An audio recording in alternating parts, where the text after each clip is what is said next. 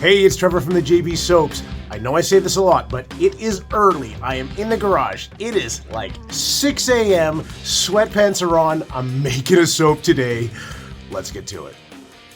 Now, let me ask you a question. When you look at this full rainbow of colors behind me, what kind of soap do you think I'm making today? It's Pride soap!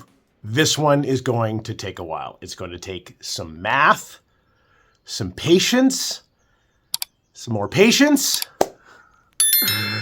and probably some coffee this morning while I'm making soap. All right, let's do it. Okay, my soapers, let's get this started with level 1. Okay, as always, I want to encourage everyone to be as safe as possible around lye water. Respect it, wear long sleeves, wear gloves, safety goggles, even if you have glasses. Okay, so what I've done here is I've weighed out my lye, and now I am going to split my lye into 6 equal parts. Because basically what I'm doing here today is I am doing 6 different batches of soap. So the easiest thing for me to do is to both split up my lye water and split up my oils, which I've done off camera. And as always, I am straining my lye water as I go to avoid having any lye lint or anything in there that might cause a skin irritation. Okay, so today the scents I'm using are a combination of lime essential oil and this great fragrance I have from Candora called Ice and Fire. It's very patchouli and it's got some amber in there. So you are seeing me mix up some of my carrier oils with this Mad Mica True Red. Okay, now this stuff is great. I've used it a bunch. I often mix it with a little bit of red clay if I want. So because the lye water is already gone through a strainer, I'm just gonna pour it down the side there, trying not to get bubbles in there. I'm gonna give it a good little mix first. And then what you'll see me do is I'm gonna add my fragrance oil. And then I am just going to make sure that this mica is really well mixed, add it to the batter, and then because this is the first layer, you can take a lot of liberty. You could put down a thick layer, but if you wanted to get a nice even line, which is exactly my goal today, you want to keep the trace nice and light, somewhere between a light and a medium trace. I've done some simple math here just to figure out what 1/6 of the weight is of my mold. And I've got just kind of a general idea in grams. You can use whatever measurement works for you. And then, yeah, what I'm going to do is I'm going to pour the soap over top of this rubber spatula, again, to avoid getting air bubbles in there if I can. I'm going to bang it out on the countertop, make sure that the soap is as level as possible. And I'm going to put it on a metal tray to firm up before we go to the next layer.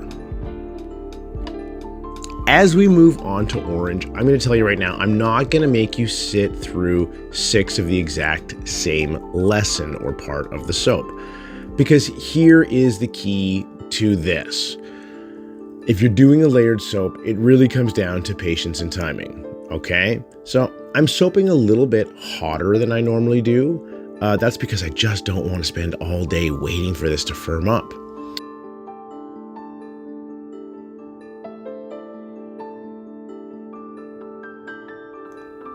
Now, as I'm mixing this orange, it actually does look a little bit like the red, but I can assure you that once the soap started to cure over the next week or two, there was a very distinct color difference. Now, here's the trick about doing this kind of soap.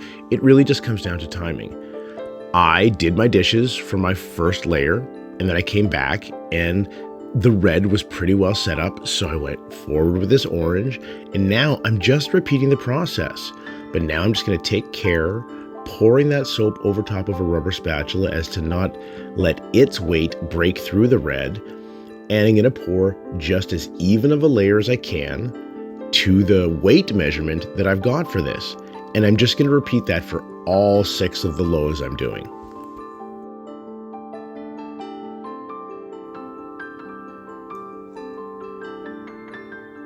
Here we are, on to yellow. Now, I should say that I'm soaping today a little bit hotter than I normally do. You can soap between about 85 degrees and 115 degrees, provided your oils in your lye are within about 15 degrees of each other. So I'm choosing to soap a little bit higher today in temperature so that as the soap cools down, I can basically kind of do 2 or 3 layers at a time before having to heat up or cool down my oils in any way. To give you guys a little bit of a peel behind the curtain, I started this soap bright and early. I did take breaks. I had coffee, I had brunch, but yeah, I made this soap over the course of 5.5 hours. So I hope you guys like and appreciate that I've condensed it into under 10 minutes for you.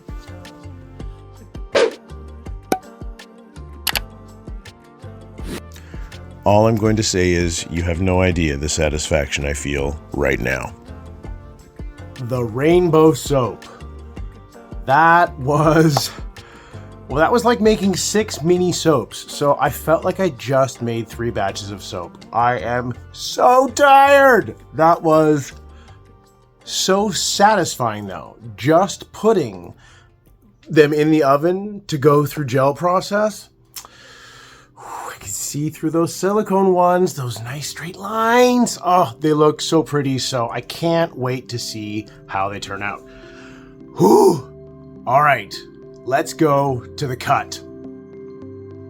Here we are, it's cut day. I have had such a great time making this video for you guys. It's been a long time making this video for you, but it's been really satisfying. I don't have really a lot to say about the pieces and the cut as they come out. I'm just really glad I took the time and had the patience to get this project done. So enjoy the pretty soap cutting.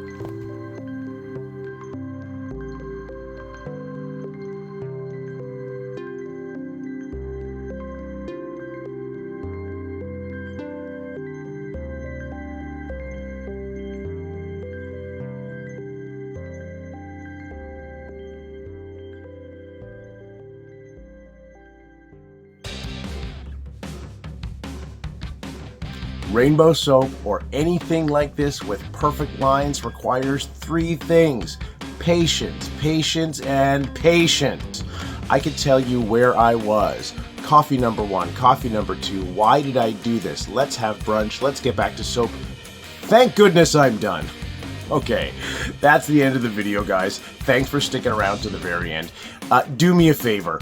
If you like the video, hit that button right there. It's the easiest, best thing you can do for the video. Leave a comment, subscribe. It all helps out the channel. I drop a new tutorial video every Friday morning, so I will see you guys next time.